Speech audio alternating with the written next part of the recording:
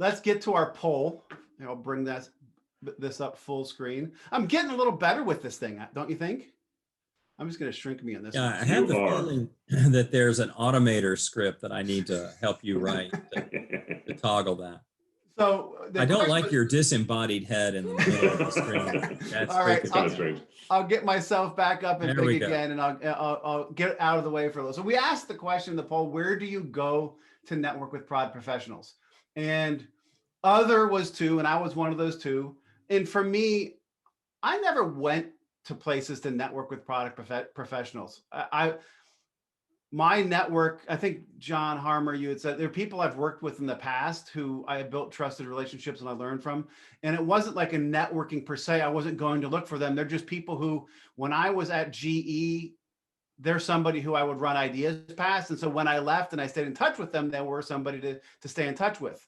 This group, that group of Saturday calls, was the first times I had it. And I didn't go somewhere looking for it. It was almost curated by the people who I wanted to and chose to talk to. Local events was 3. And I want to start with you, John Harmer, because I know you were very active in the local, and Atlanta's got a great, between Project 404, Product Camp Atlanta, and now Jason's Product Coffee stuff. I'd have to say Atlanta's got one of the more vibrant product management network communities. Talk to me about going there for what that gets you versus more the 3 or 4 dudes in a Slack channel and this type of engagement.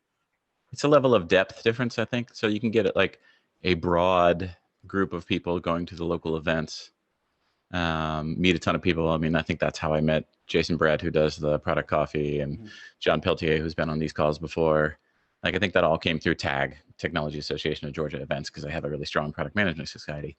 But then the sort of, you go deep with a few, and that becomes your 3 or 4 dudes in the Slack channel, your Saturday morning conversations.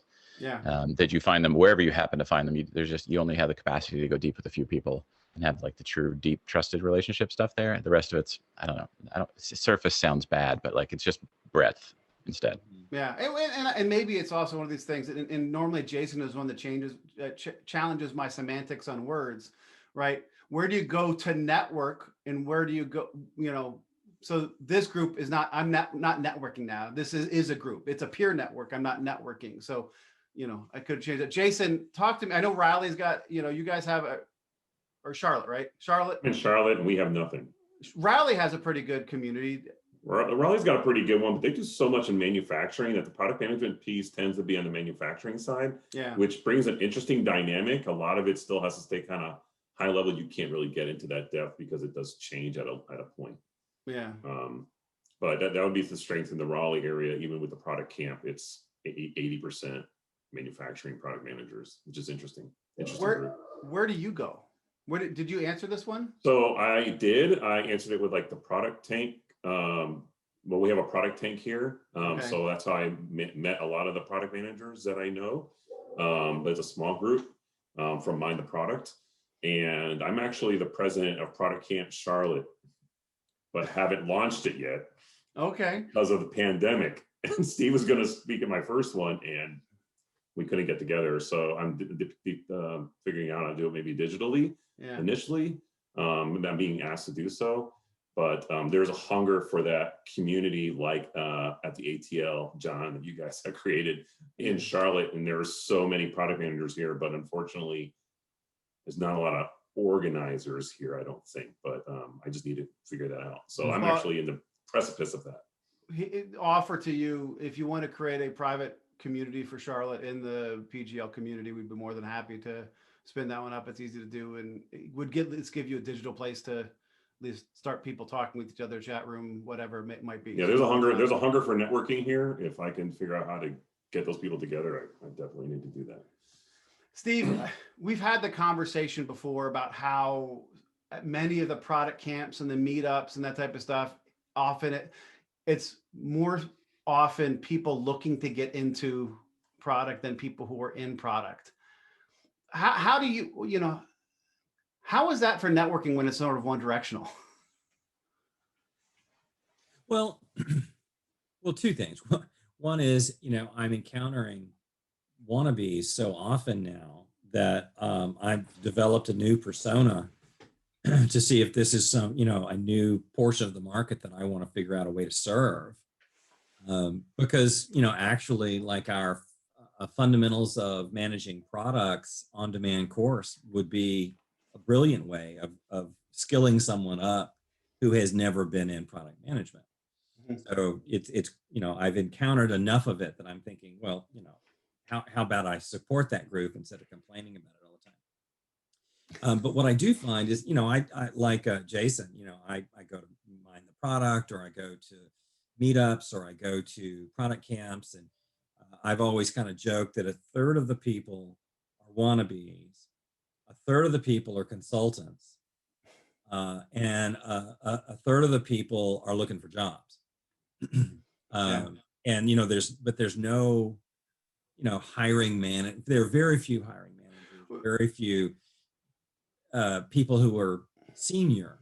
And I had the same experience in LinkedIn. I was doing a stint as a chief marketing officer, and I went to LinkedIn and joined the chief marketing officer thing and thought, well, this will be interesting to see what kind of things they're talking about. And like the first post was, does anybody know the difference between an SQL and an MQL? And I'm like, oh, I think I'm in the wrong place, and the next person says, hey, what's some of the best trade shows to go to? And I'm like, oh, I'm not only in the wrong place, I'm in the wrong time. I mean, what the hell? And I look at this, and I finally came to the conclusion that it was filled with Marcom specialists, and who I don't know why they thought they should be in CMOs. So is there not a place for executives in either LinkedIn and other places to gather without being kind of whitewashed with kind of junior levels? Or you would think, I don't know that LinkedIn has the ability to filter people out except manually.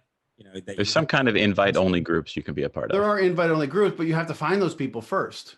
Yeah. Right. And, let's be honest, the activity in those groups is not a ton, right? It's not happening. And for those senior people, two comments for on what Steve said. One, I have to say the joke. Wait, so if you are usually picking on them and now you're thinking about figuring out how you can support them with those newbies trying to get in, are you going to also do the same for salespeople? No, I will continue to be the outlier who thinks of salespeople as brilliant order takers. So my second thing was, when talking to executives about peer networks, right? They don't, whether it's at a conference or a meetup or whatever else, normally when they're at a conference or a meetup or a trade show, they're there to give a keynote. They're there to give a speech. They're the headliner. They are the hunted. Everybody wants to go there to get their card and meet them. And they don't feel true peer. They don't feel, mutual anything on that. But the same happens on LinkedIn, right? It's there. Anybody who's an executive at a company all of a sudden has a bullseye on their back because anybody on LinkedIn is trying to sell them something. Generation, LinkedIn sales, whatever it may be. It just, that hasn't become a place. And that's where, the importance of finding that true peer group that you can engage with, whether it's in a Slack channel or not. John, we didn't talk about that. I put this answer on for you. I did answer it, but after you'd put it in the slides. Okay. And I did choose 4 dudes in Slack channel. So inside joke, but from our, I think it was our tough decisions question, but I think there's a part of it is that how do you network and meet people? And then how do you then take those people and groom them into being your trusted, inner circle?